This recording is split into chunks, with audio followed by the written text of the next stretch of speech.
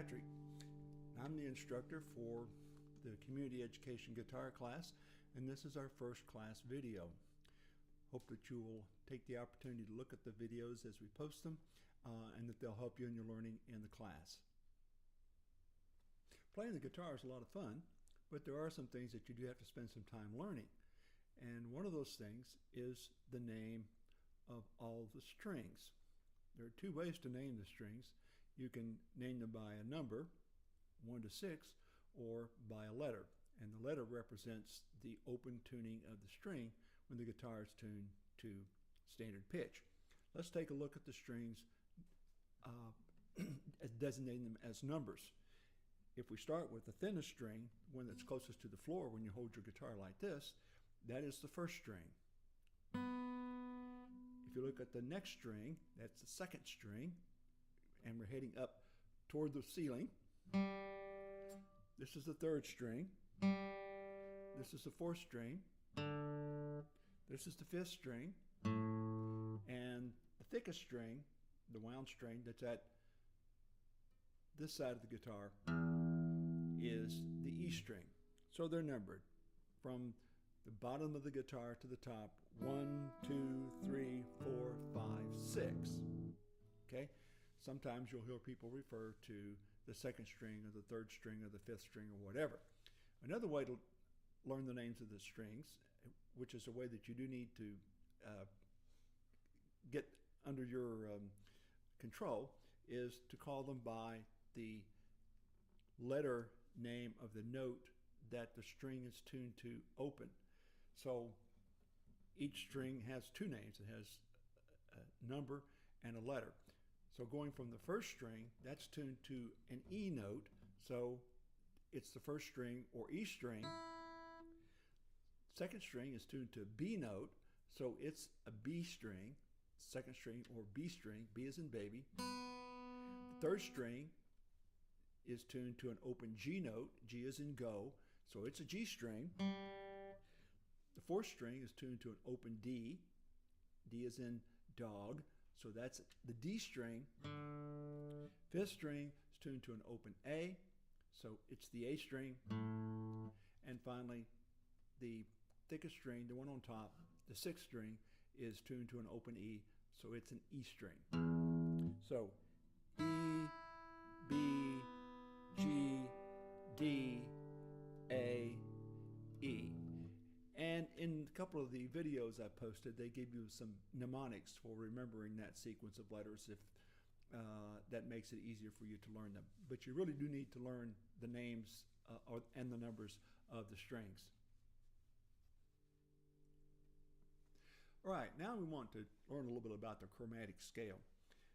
And this is really more for a demonstration purpose than anything else. I don't want you to memorize the chromatic scale. We're not really going to use it in this class except as background for you to understand where it is that the notes on the guitar actually come from. It turns out there are only 12 notes on the fingerboard of the guitar. They just repeat themselves in a number of different places, but you can find them all quite easily by playing the chromatic scale, or the scale that contains all the notes, on a single string, or you can play it across the strings. Let's start by looking at the chromatic scale on a single string.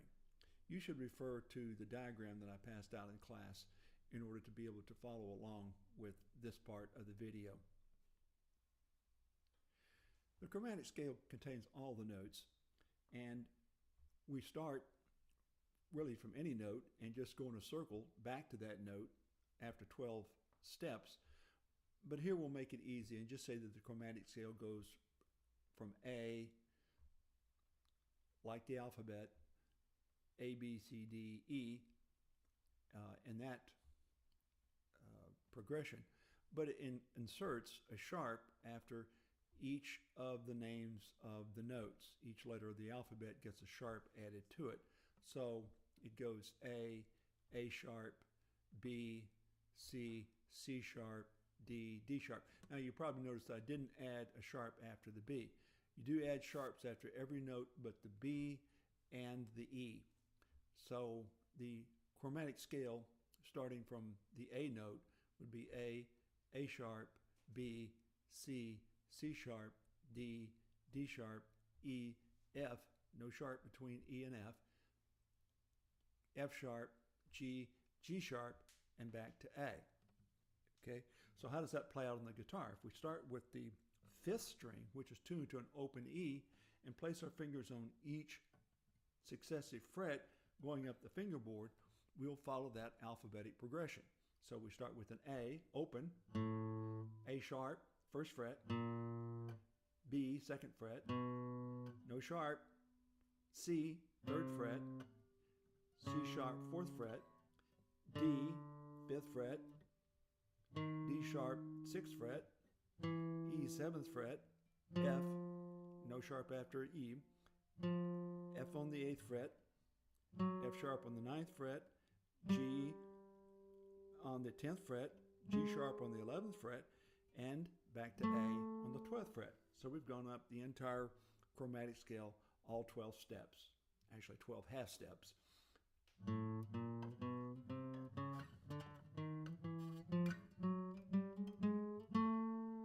So you can do this on any string. You just start from the open note. Next string, for example, is a D, so you would start with D. 1st fret would be D sharp. Next fret would be E. Next fret would be F, F sharp, and so on. Now, the major value of this is that it enables you to know or to be able to figure out more accurately where any note on the fingerboard is.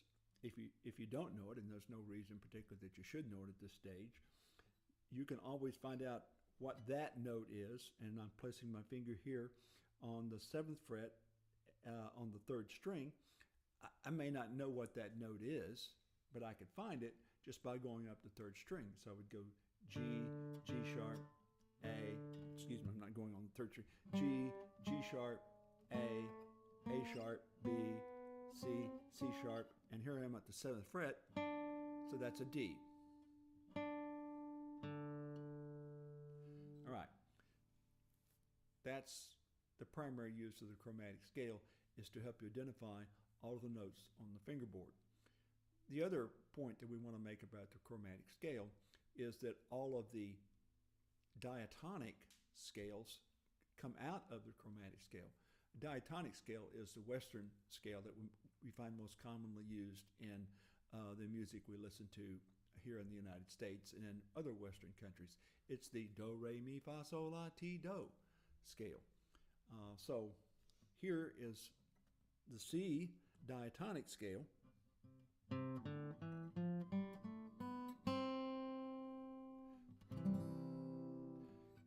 Here's the G diatonic scale.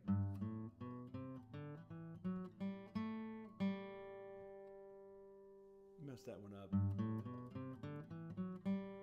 There it is. Okay, and there are similar scales for all of the other keys that we normally use in Western music. But what you notice about those scales here is that they're all contained within that chromatic scale. Remember, we do like that. That's all the chromatic scale. The C scale, for example, is within that set of notes. There's a video I posted that goes over how to find the chromatic scale when you go across the strings, that is going down this way rather than up the strings. And I think that will be worth taking a look at. But for the moment, this is as much as we need on the chromatic scale. It's just something to get you started. So this is our first week video. I hope you've enjoyed the class so far, and I look forward to seeing you next week. Thank you.